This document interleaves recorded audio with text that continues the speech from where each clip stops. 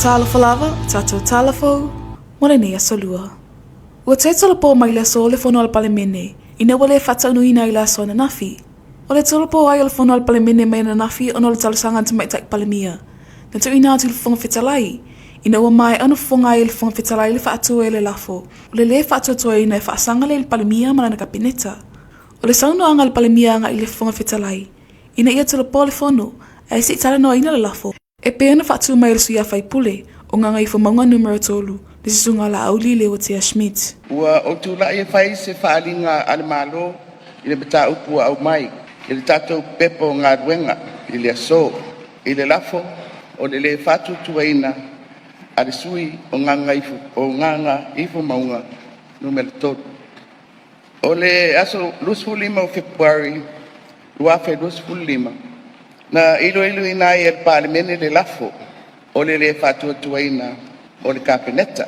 E tu sai ma le vaenga tolu lua, pui lua, pui pi. O le tu lafo na whawai, na fatu lai mai e le sui o le pā. O lona winga, ua matua wha mautuina le fatu tuaina o le palemia ma le kapeneta. I le momoli alo ia mai o le kopi le nei o le lafo, ua i le laulau a fono. E le whailau tusi o le fono i le afiafi aso sā. Na whaailoa mai ai o le a whanga soropea, ngā duenga le malo. I tula fono tau whaau fia tolu, o na tango fia ai loa lea, o le lafo a le sui o nganga i fumaunga numero tolu. Rau fionga le whangfitalai ma le pai o le mauta. Ua iai se manatu o le malo. Ona ua anginga le isi le nei lafo, o le fatu tuaina, i lau whatananga whangfitalai. Ua te tauloa, o na whaasoro muri mata upu ale malo. Whamalolo le tātou whono mō le aso, a e fuafua se aso, e ilo inai, le tūlanga o le lafo, a le sui o nganga i fumau. E mai mau le taimi, o le mauta, ma le tau mawhai mai o le malo. I ana mata upu ua i lunga o le laulau a whono, a le palemene, ai ua ta oto, se lafo, o le fatu tuaina, o le palemia mai kapeneta. O te fia whamawina fo i le nei whaamitalanga whaaminista, se whaasea, a le malo, o le kapeneta, i lau fionga le whangfitalai. I lau whaaiunga o le toe au maia, o le nei mata upu, ua maea o na whaia i ai, se whaaiunga mautu a le palemene, ai maise i se taimi e le mamau atu. I le maleisi, o le sui o nganga i fumaunga numero tolu, mai la tau o lo langolango ina le nei lafu fou, o le fatua tuaina, sa o la tau te ena le lafu, o le Aso Lua fulima o Februari luafe luas fulima, o le nei ngā yoinga, o se whainga tau wha ole, ma le wha tau tala, i le mamalu, o wha i unga whai, a le palemene le nei. Lau fionga le whangfitalai, ua saumia fo i se lafo aloa ia, a sui o le kapeneta, e wha sino i le nei matau, e au fia ai maa ia white e nai, a lau fionga i le whangfitalai, ma le sui whangfitalai, i le matau puli nei, o le wha ringa lea, ma le wha aloa. O le fono fo i le aso na nafi, na amatai ana si isi i le leo te maitai palemia, ma fesilingi ai le whangfitalai, ma na wha ai unga. Mea e fia wha sao wha malamalama, mua. O mata upo le laulau a fono, mata upo le fono whatonu. Ma e le fono whatonu, le whaau upo le whaau winga. Sa o manatu rau fionga le whangfitalai e te maua mai le anganga. O le ale au ngai whai mea ia. A le wha pepe mai lunga i le lafo le whatutuaina. Se mea ami o tonu na nā mea. Na pau le anganga o le malo. A whai ala tātou toi fo i mea lea. Tātou wō iai. O na manino ai lea. O le whanga soronga o tātou ngā duenga. A mea le tuku. A rua lua lea. Sau whai mena na lafo. A ua uma. O na whai e whai unga al mauta. I le mata upo le whatutuaina. I le lafo o le Aso Lua lima o Februari. A ua e le maua mai na nganga. Le e tāru sanga atu ai ma whaari atu i manatu o le malo. Ona osa ore o le masalo ila ko fionga malau te inga o le fono. Io e. Na batu le matou lafo, leo e sao no ma iai. Ai au fia i te tonu al lafo na.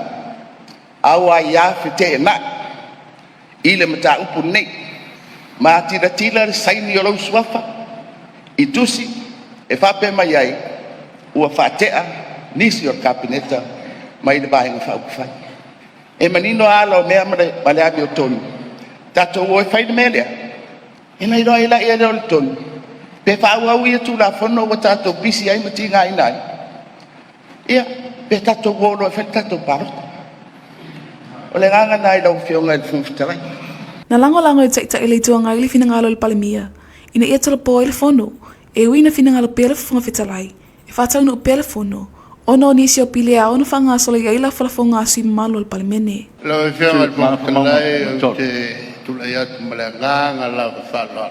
Tau tau puleu sauno iai ia le palemia. E le te tau au tau to e la atua se sine.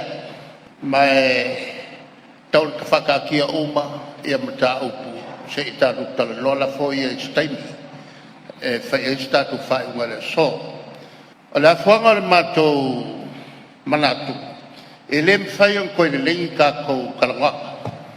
A whai e te whina ngalo pēa. E wha wol whono la kurai e vangange. Ala makuwo. Ma kire a wai e le wha wol pēo le whono. A o lea e ka oko i a mka upo haonga ia. E langolango le whingalo leo le pāle mia. Tau whatati e se mta upu nei. Se maskami pula sovare leo kako koe kalangolea i lafo ia. A leo mātou tuat. Mātou langolango ina le mele e leo ngang koe wha wau nge kako whongo. Wha pewheo wha wau. A lea ka kia bai mka upu ia. Molele, lau whionga le whongtalai. A whai e wha wau. O le au esel vanganga i le koe iai a wai kongol o le kalangolanga pini. O le atu li mata ia e le atinu ule fono i le so.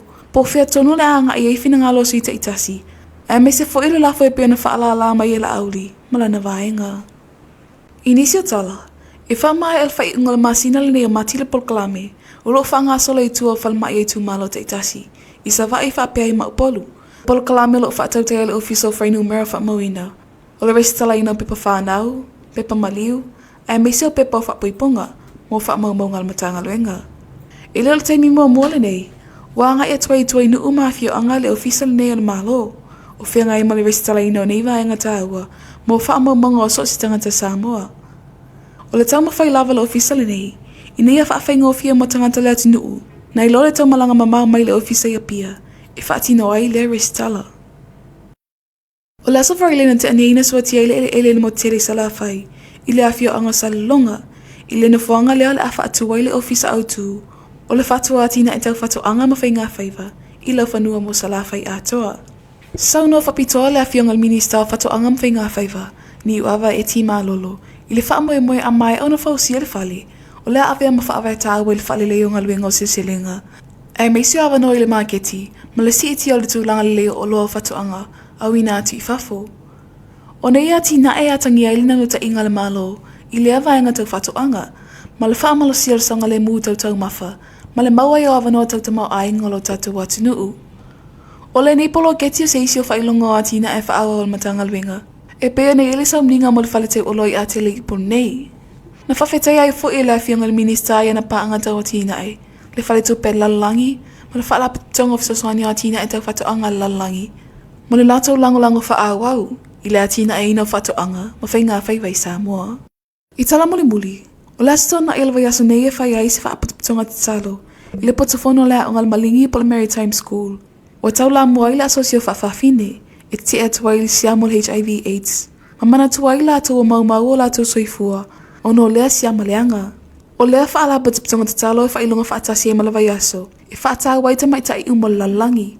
Whailo e le suyo le whaala pototonga le asosi whaafine. Ia Gustav Sua. O le nei wha moe wa e sito wha le asosi. Ina ia una ia le awe le wha mua.